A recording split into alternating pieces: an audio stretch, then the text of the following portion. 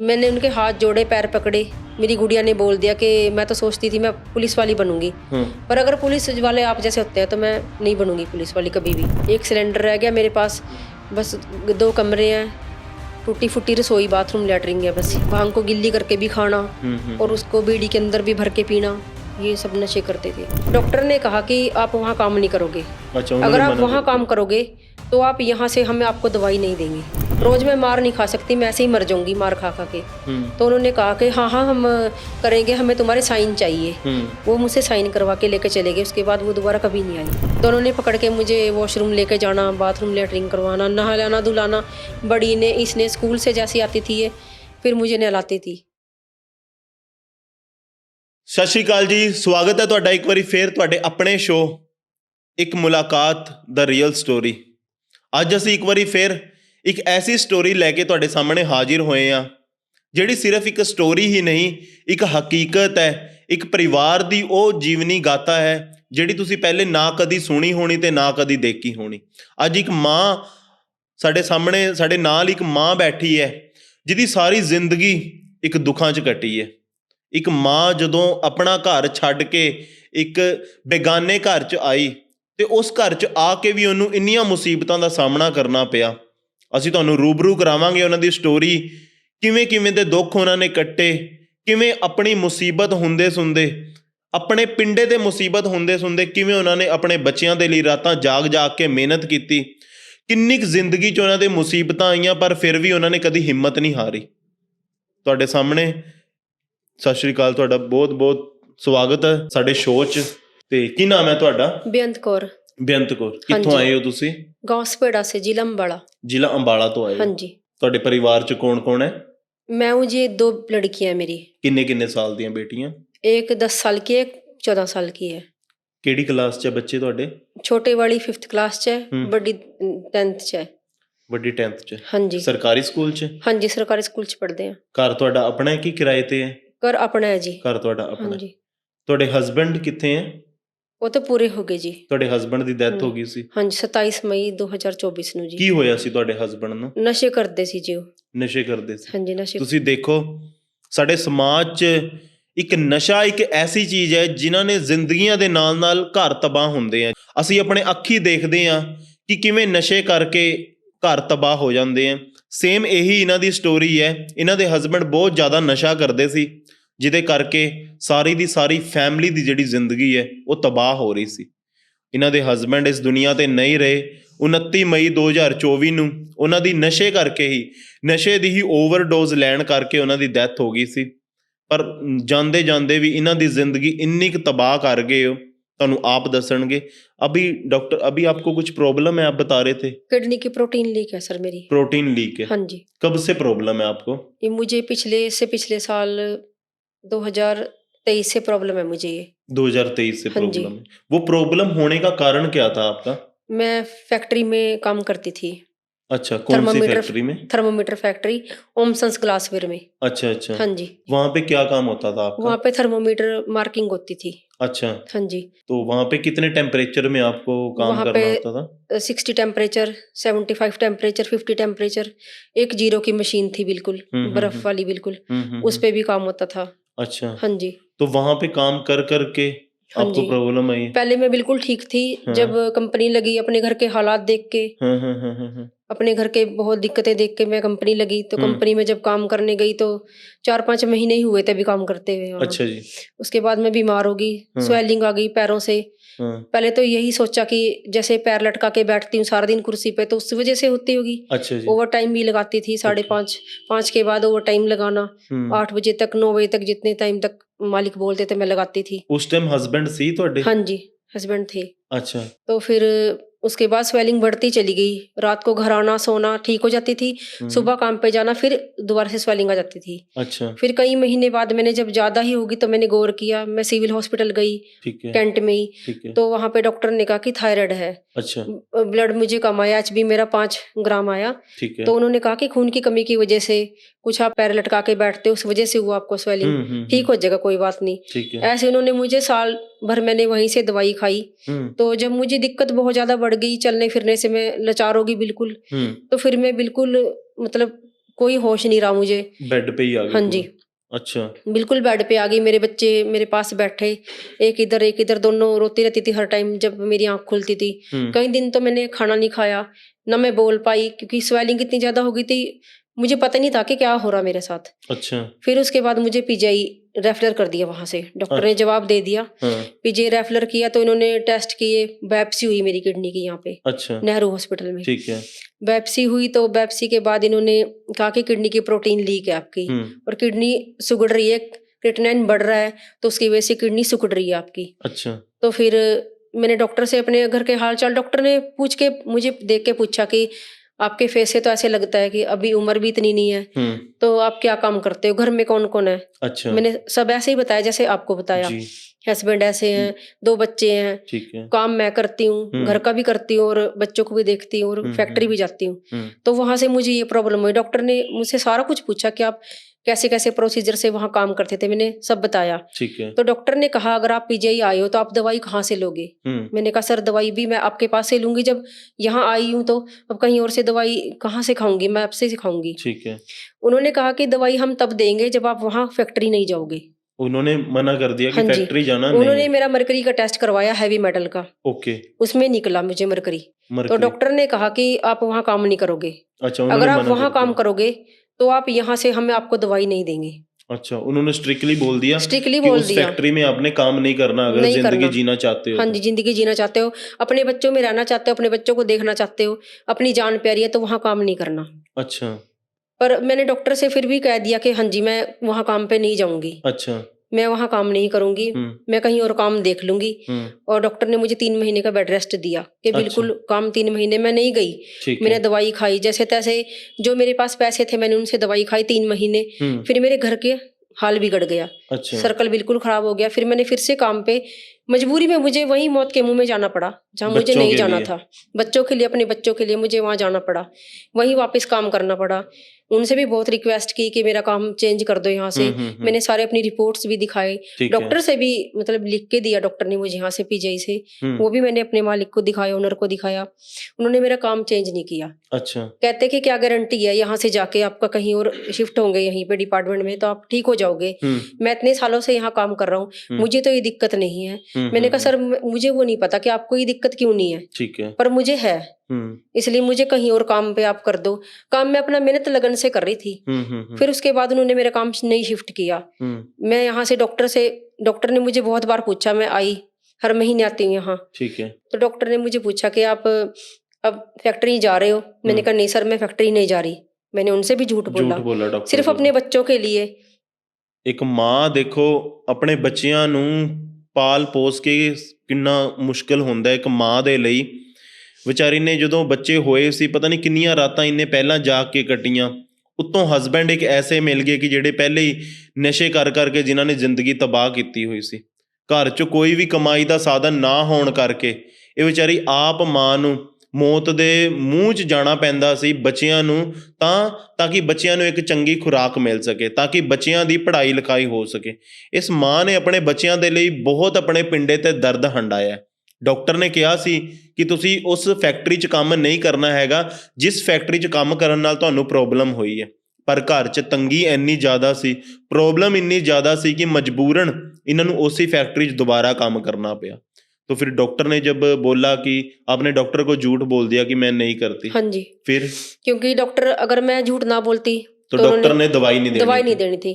उन्होंने कह दिया था मुझे साफ साफ मेरे मुंह पे, अगर आप वहां जाओगे तो आपने यहाँ दवाई लेने नहीं आना। अच्छा। जहां मर्जी जाना पर यहाँ नहीं आना, और अगर आपने यहाँ आना है तो वहां नहीं जाना काम पे।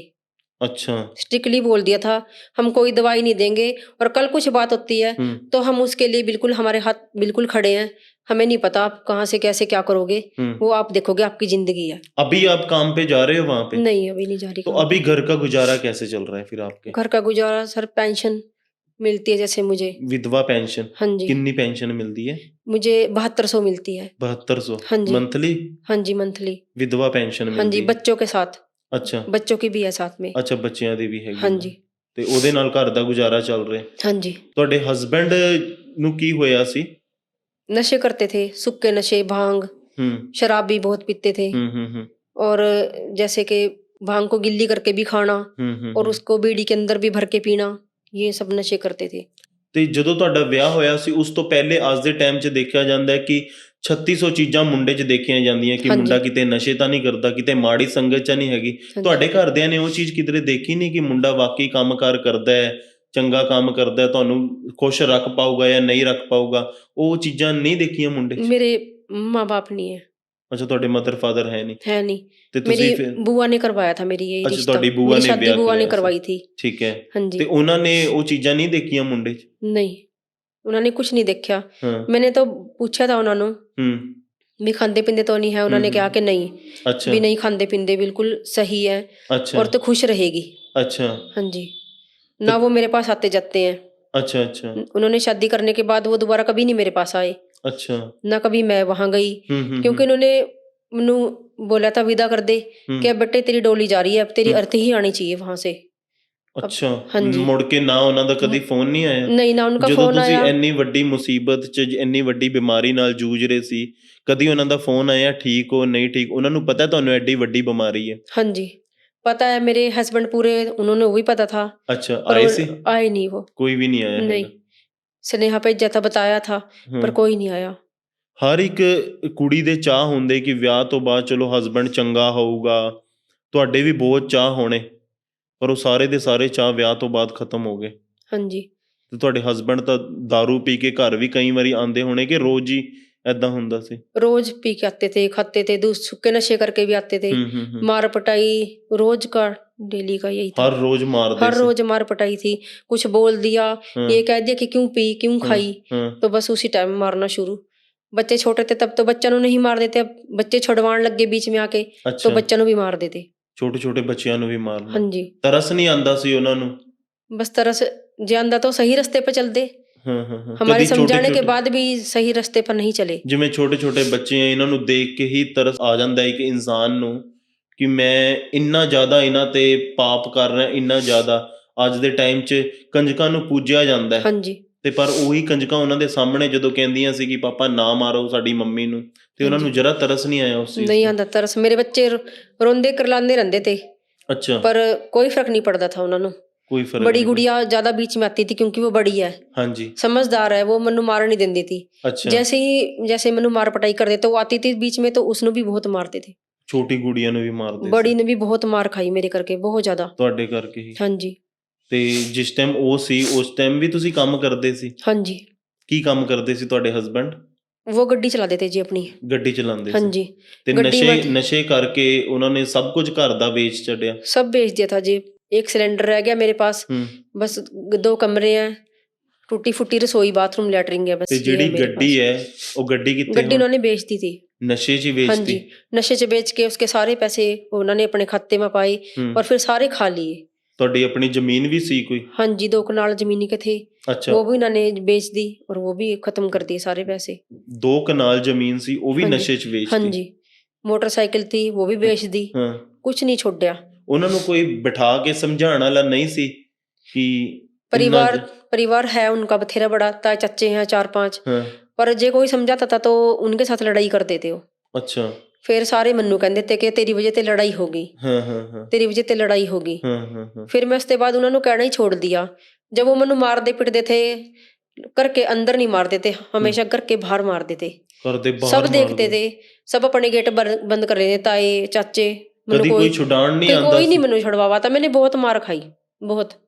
ਕਦੀ ਸਰਕਾਰਾਂ ਕੋਲ ਤੁਸੀਂ ਕਿਸੇ ਕੋਲ ਗਏ ਹੈਲਪ ਲੈਣ ਵਾਸਤੇ? थाना ਅੱਜ ਦੇ- महेश नगर 102 112 ਅੱਛਾ उनके पास कॉल करनी, फोन करना कि मैनू मार रहा है, लड़ रहा है, अगर ते बाहर काट दिया आ जाओ। ਅੱਛਾ वो आ जाते थे। हाँ। समझौता करे भी, मियाँ बीबी की लड़ाई में हम नहीं बोल सकते, ਅੱਛਾ ਪੁਲਿਸ ਵੀ हम ਹੱਥ कुछ ਖੜੇ नहीं, ਕਰ वो ਦਿੰਦੀ कुछ ਸੀ? नहीं करते थे। ਅੱਛਾ, अनिल विज के पास मैं गई। ਤੁਸੀਂ ਅਨਿਲ ਵਿਜ हाँ जी। ਜਿਹੜੇ ਆਪਣੇ ਮੁੱਖ हाँ जी। ਮੰਤਰੀ ਹੈ, हाँ जी, ਜਿਹੜੇ ਮੰਤਰੀ ਰਹਿ ਚੁੱਕੇ, ਕੈਬਨਿਟ ਮੰਤਰੀ हाँ ਅਨਿਲ जी, ਵਿਜ, स्वास्थ्य मंत्री हमारे उधर स्वास्थ्य के। मंत्री हाँ हैं। जी, ਅੱਛਾ ਉਹਨਾਂ उनके ਕੋਲ पास, ਗਏ उनके ਸੀ? घर, उनकी कोठी पे गई मैं। ਅੱਛਾ उन्होंने कहा एप्लीकेशन लिख के दे दो।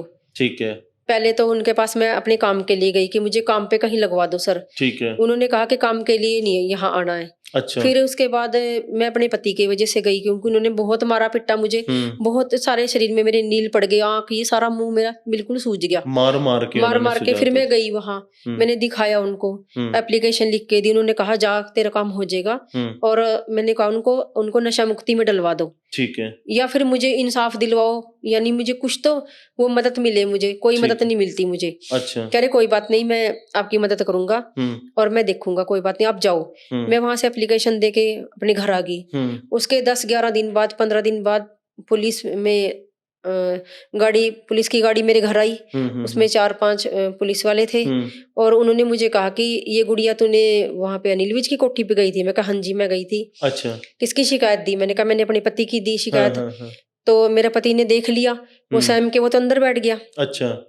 फिर पुलिस ने मुझे पूछा कि इस पे साइन कर दे। वो कोई कागज लेके आए, ठीक है। उन्होंने उससे मेरे पास से साइन करवाई। हाँ। मैंने कहा भी साइन मैं तभी करूंगी जब आप मुझे आश्वासन दोगे कि हाँ हम मतलब कि तुझे इंसाफ दिलवाएंगे, बिल्कुल। या आप उसे नशा मुक्ति केंद्र में करवाएंगे, थोड़ा वक्त हम जी सकें, बिल्कुल। हम चैन से जी सकें। रोज मैं मार नहीं खा सकती, मैं ऐसे ही मर जाऊंगी मार खा खा के। तो उन्होंने कहा कि हाँ हाँ हम करेंगे, हमें तुम्हारे साइन चाहिए।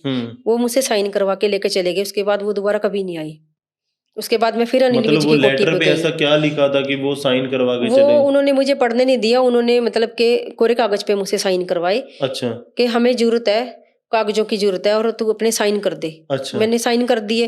पहले मैं कर नहीं रही थी, मेरे चाचा ससुर ने मुझसे जबरदस्ती साइन करवाई। उसके बाद कोई कार्रवाई उसके नहीं बाद कोई कार्रवाई नहीं हुई, कोई घर पे पुलिस नहीं आई। जब भी मैंने मदद मांगी, 2 पुलिस वाले थे, ठीक है। उनको जब मैंने पहली बार फोन किया वो आए एक दिन रात को।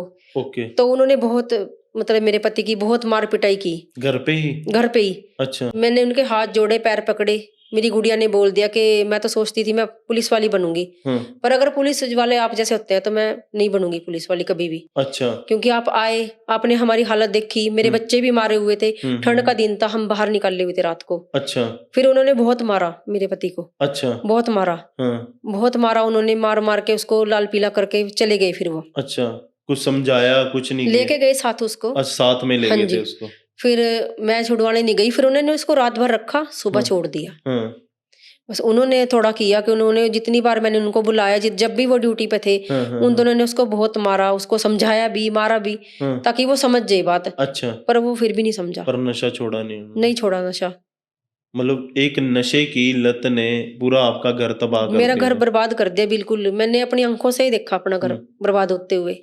तो कई बार ऐसे भी होता होगा कि बिना खाए पिए आप सो जाते होंगे? बहुत बार ऐसा हुआ कि खाना बनाया और हमें खाना भी नसीब नहीं हुआ। क्यों? सिर्फ कंपनी से आई और खाना बनाया, और वो खा पी के बिल्कुल टूल होके आ गया, और पैसे मांगे, पैसे अच्छा। दे, मुझे पीना ही है, कटिंग करवानी है अपनी, शेव करवानी है। मुझे पता है कि वो शेव के लिए पैसे लेते हैं और पी के आ जाते, फिर हमारे साथ ही लड़ते, हमसे ही पैसे लेते। ठीक है। मैंने देने से मना कर दिया। अच्छा। मैंने कहा जो करना है कर लो, मैं पैसे नहीं दूंगी। मैंने अपने हक से, अपनी मेहनत से कमाया, मैं नहीं दूंगी। उन्होंने मारा, मुझे भी मारा, बच्चों ने छुड़वाया तो बच्चों को भी बहुत मारा। अच्छा। गैस सिलेंडर बाहर निकाल दिया, बाहर फेंक दिया। अच्छा। खाना सारा बाहर फेंक दिया, अपना ले लिया, हमें रसोई से बाहर धक्के मार के निकाल दिया। अच्छा। हम ऐसे सोए भूखे, एक बार नहीं बहुत बार ऐसा ही हुआ हमारे साथ। अच्छा, तो अब कैसे, अब ठीक हो? हाँ जी अब ठीक हूँ। डॉक्टर ने क्या बोला? अब दवाई कितना टाइम खानी है? लाइफ टाइम यही दवाई खानी है? क्या बोला डॉक्टर ने? डॉक्टर ने तो यही कहा है कि लाइफ टाइम दवाई चलेगी आपकी। लाइफ टाइम यही हाँ दवाई जी, चलेगी? जब तक हो तब तक चलेगी। और खा रही हूँ अभी दवाई आपसे, यहाँ से ले रही हूँ टीम के जरिया से। अभी डॉक्टर ने जो बोला है दवाई, क्या उस दवाई के लिए भी अभी आपके पास पैसे नहीं होते? नहीं सर, दवाई के लिए भी पैसे नहीं होते? नहीं, उसके लिए पैसे नहीं होते, क्योंकि अभी तो जो मेरी पेंशन आ रही है वो मैं कर्जा ही उतार रही हूँ। उसके जो भोग वगैरह किया उसका, जो उसके भोग में खाना पीना बनाया, वो सब वही उतार रही हूँ अभी तक। तो कोई रिश्तेदार, सगे संबंधी ने, किसी ने मदद की आपकी? किसी ने कोई मदद नहीं की। कोई पूछता नहीं, पास में रहते हैं, देखते हैं सब हालत, पर कोई नहीं पूछता, ना कोई मदद करता है, ना कोई देखता पूछता है कि कैसे चल रहा है, कहाँ खाना खा रहे हो, कैसे चल रहा है। अभी बच्चों को लेके आपके बहुत सुपने होंगे कि ये मैं गुड़िया नू ये बनाना है, गुड़िया को वो बनाना है, बड़े होके सुपने तो बहुत होंगे आपके। हाँ जी, बस ज्यादा बड़े तो नहीं है सुपने, क्योंकि मैं खुद भी बहुत छोटा इंसान हूँ, बहुत मामूली हूँ, पर इस करके मेरे बस इतने ही सुपने हैं कि मेरे जैसी ना बने बस। अच्छा। पढ़े लिखे, अपने पैरों पे खड़ी हुई, किसी की तरफ ना देखना पड़े, किसी की तरफ, एक परमात्मा से आगे किसी की तरफ हाथ ना पसारना पड़े बस। कई बारी ऐसा नहीं लगता आपको बैठे बैठे, जैसे इंसान कई बारी सोचता है, ऐसा नहीं मन में आता ख्याल कि भगवान ने मेरे साथ ही ऐसा क्यों किया?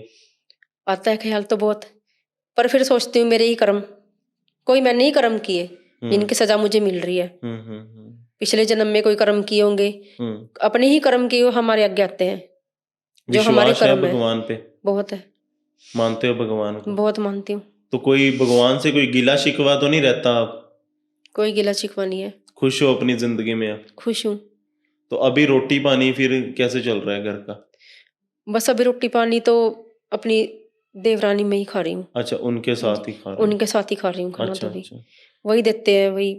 मैं दिवाली वाले दिन आपके घर आया हाँ था। जी, आए तो थे आप। क्या पहले कभी ऐसे कोई दिवाली वाले दिन आपके घर आया था? कभी कोई नहीं आया, जब आप आए बहुत खुशी हुई, मैं बहुत खुशी हुई उस दिन कि आप हमारे घर आए।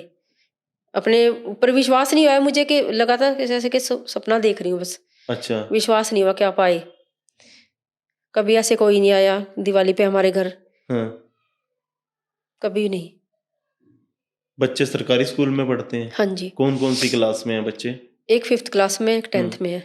एक 5th में, 10th में? हाँ जी, बड़ी गुड़िया 10th में? हाँ जी, छोटी 5th क्लास में है। छोटी 5th में। तो हाँ जी। उनके स्कूल की फीस वगैरह अभी कैसे जाती है? अभी छोटी गुड़िया की तो सर नहीं लगती फीस। अच्छा। 8th क्लास तक कोई फीस नहीं है, बस अच्छा। यूनिफॉर्म वगैरह दिलवानी पड़ती है। ठीक है। शूज, यूनिफॉर्म, हाँ। एसेसरी में जैसे पेंसिल ठीक वगैरह है। इसको दिलवानी पड़ती है, कॉपी दिलवानी पड़ती ठीक है। है। और बड़ी गुड़िया को बुक्स तो खुद दिलवाती हूँ, हम्म एसेसरी वगैरह, कॉपी वगैरह खुद दिलवाती हूँ। हम्म। फीस उसकी टीचर देती है सर। फीस उसकी टीचर मदद उसकी कर रही क्लास है? टीचर है, हाँ टीचर जी। क्या वो पढ़ने बात। में ठीक है तो उसकी अच्छा। टीचर उसकी हेल्प करती है। बहुत अब बढ़िया। जैसे बोर्ड के पेपर होने हैं उसके, हम्म। तो अब उन्होंने फीस अपने पास से उन्होंने फीस भरी 1050 रुपए, जिससे उसकी रोल नंबर आई। बोर्ड के? हाँ जी। ठीक है। उसने कहा कि मैंने एक बच्चे की फीस भर दिया, बाकी बच्चे अपनी फीस लेके आ जाएं। हमसे नहीं मांगी उन्होंने एक बार भी। अच्छा। हाँ जी, वैसे भी महीने की जो फीस होती है वो खुद देती है। तो अभी डॉक्टर ने, जो आपको बीमारी है, डॉक्टर ने बोला है कि अभी आप काम कर सकते हो कहीं पे भी? हाँ जी, काम तो कर बीमारी सकती में हूँ। पहले से फर्क है? हाँ जी, फर्क है पहले दवाइयाँ से। खा रहे हो? हाँ जी, दवाइयाँ खा रही हूँ। स्वेलिंग नहीं है पहले से। अच्छा। काम कर पाती हूँ, पहले तो चलते फिरते भी बहुत मुश्किल थी मुझे। अपने नहाने धोने में बहुत दिक्कत थी, कपड़े पहनने में, अपने खुद के काम करने में बहुत बहुत दिक्कत थी। अच्छा अच्छा। मेरे बच्चे कपड़े पहनाते थे, मुझे नहलाते थे जब ज्यादा बीमार थी। तो अब पहले से बहुत ठीक हूँ। मतलब बच्चों ने आपकी बहुत ज्यादा सेवा की? बहुत, मतलब एक तरीके से मैं उनकी माँ हूँ, पर जब मैं बीमार थी तब वो मेरी माँ बनी। बेटियां दोनों ने पकड़ के मुझे वॉशरूम लेके जाना, बाथरूम लैट्रिन करवाना, नहलाना धुलाना। बड़ी ने, इसने स्कूल से जैसी आती थी ये, फिर मुझे नहलाती थी। मुझे खाना भी काफी टाइम तक तो हाथ पैर भी काम करने बंद हो गए थे, तो खाना भी अपने हाथों से खिलाती थी, मेरे साथ बैठ के खाती थी। अच्छा, 2 बेटियां हैं आपकी? हाँ जी। कभी मन में चाहत नहीं आई कि काश मेरा कोई बेटा होता?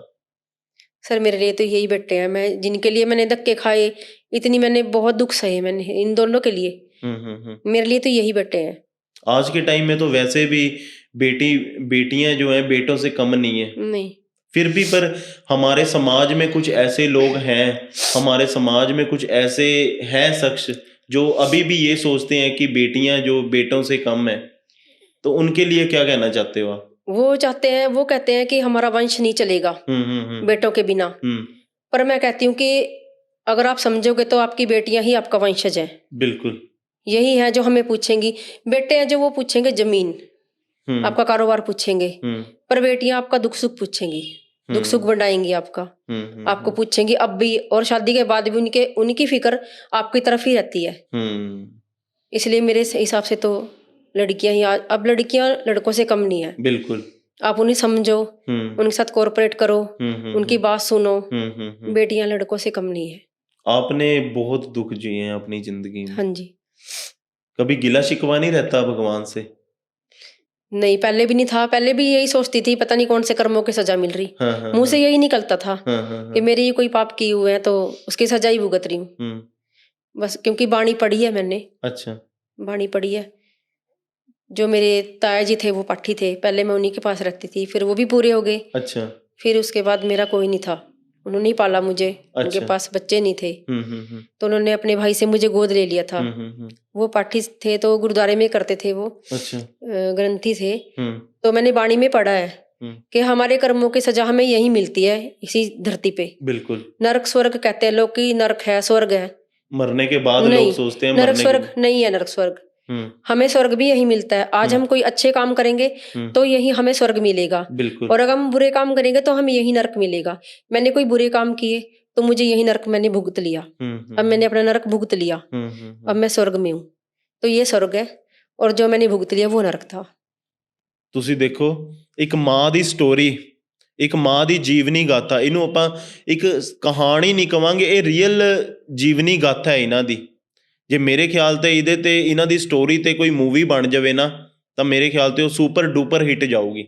ਅਸੀਂ ਦੇਖਦੇ ਹਾਂ ਕਈ ਮੂਵੀਆਂ ਜਿਹੜੀਆਂ ਬਣੀਆਂ ਹੁੰਦੀਆਂ ਕਿਸੇ ਦੀ ਲਾਈਫ ਸਟੋਰੀ ਤੇ ਹੁੰਦੀਆਂ, ਇਹਨਾਂ ਦੀ ਵੀ ਬਹੁਤ ਹੀ ਦਰਦ ਭਰੀ ਕਹਾਣੀ ਹੈ, ਇਹਨਾਂ ਦੀ ਵੀ ਪਰਿਵਾਰ ਦੀ ਦਰਦ ਭਰੀ ਜੀਵਨੀ ਗਾਥਾ ਹੈ, ਜਿਹੜੀ ਇਹਨਾਂ ਨੇ ਦੱਸੀ ਕਿ ਕਿਵੇਂ ਛੋਟੇ ਹੁੰਦਿਆਂ ਤੋਂ ਆਪਣੇ ਪਿੰਡੇ ਤੇ ਦਰਦ ਹੰਢਾ ਰਹੇ ਹੈ, ਕਿਵੇਂ ਮੁਸੀਬਤਾਂ ਦਾ ਸਾਹਮਣਾ ਕਰਨਾ ਪਿਆ ਇਹਨਾਂ ਨੂੰ ਸਾਰੀ ਉਮਰ। ਵਿਆਹ ਤੋਂ ਪਹਿਲਾਂ ਮਾਂ ਨਹੀਂ ਸੀ ਇਹਨਾਂ ਦੀ, ਫਾਦਰ ਨੇ ਪਾਲ ਪੋਸ ਕੇ ਵੱਡਾ ਕੀਤਾ, ਪਰ ਉਹਨਾਂ ਦੀ ਵੀ ਐਕਸੀਡੈਂਟ 'ਚ ਡੈਥ ਹੋ ਗਈ। ਉਸ ਤੋਂ ਬਾਅਦ ਭੂਆ ਨੇ ਇਹਨਾਂ ਦਾ ਵਿਆਹ ਕੀਤਾ, ਪਰ ਵਿਆਹ ਇੱਕ ਐਸੇ ਘਰ 'ਚ ਹੋ ਗਿਆ ਜਿੱਥੇ ਅਗਲਾ ਬੰਦਾ ਬਹੁਤ ਜ਼ਿਆਦਾ ਨਸ਼ੇੜੀ ਸੀ, ਔਰ ਨਸ਼ੇ ਕਰ ਕਰਕੇ ਉਹਨੇ ਆਪਣੀ ਜਿਹੜੀ ਜ਼ਿੰਦਗੀ ਹੈ ਆਪਣੀ ਤਾਂ ਤਬਾਹ ਕੀਤੀ, ਨਾਲ ਇੱਕ ਘਰ ਵਾਲੀ ਦੀ, ਆਪਣੀ ਵਾਈਫ ਦੀ, ਆਪਣੇ ਛੋਟੇ ਛੋਟੇ ਬੱਚਿਆਂ ਦੀ ਵੀ ਜ਼ਿੰਦਗੀ ਤਬਾਹ ਕੀਤੀ ਉਹਨੇ। ਤੁਸੀਂ ਦੇਖੋਗੇ ਕਿੰਨਾ ਦਰਦ ਹੰਢਾਇਆ ਇਹਨਾਂ ਨੇ। ਵਿਚਾਰੀ ਆਪਣੇ ਬੱਚਿਆਂ ਨੂੰ ਪਾਲਣ ਪੋਸਣ ਦੇ ਲਈ ਆਪਣੇ ਮਨ 'ਚ ਇਹਨਾਂ ਦੇ ਖਿਆਲ ਆਉਂਦਾ ਸੀ ਕਿ ਮੇਰੇ ਬੱਚੇ ਕਿਤੇ ਭੁੱਖੇ ਨਾ ਸੋ ਜਾਣ। ਆਪਣੇ ਬੱਚਿਆਂ ਦੇ ਲਈ ਵਿਚਾਰਿਆਂ ਨੇ ਇੱਕ ਐਸੀ ਫੈਕਟਰੀ 'ਚ ਕੰਮ ਕੀਤਾ ਜਿੱਥੇ ਡਾਕਟਰ ਨੇ ਮਨਾ ਕੀਤਾ ਹੋਇਆ ਸੀ। 70 ਡਿਗਰੀ ਮਾਈਨਸ ਟੈਂਪਰੇਚਰ 'ਚ ਇਹਨਾਂ ਨੇ ਉੱਥੇ ਕੰਮ ਕੀਤਾ ਹੈ। 70 ਡਿਗਰੀ ਟੈਂਪਰੇਚਰ 'ਚ ਇਹਨਾਂ ਨੇ ਕੰਮ ਕੀਤਾ ਜਿੱਥੇ ਡਾਕਟਰ ਨੇ ਮਨਾ ਕੀਤਾ ਹੋਇਆ ਸੀ ਕਿ ਤੁਸੀਂ ਇਸ ਫੈਕਟਰੀ 'ਚ ਕੰਮ ਨਹੀਂ ਕਰਨਾ ਹੈਗਾ।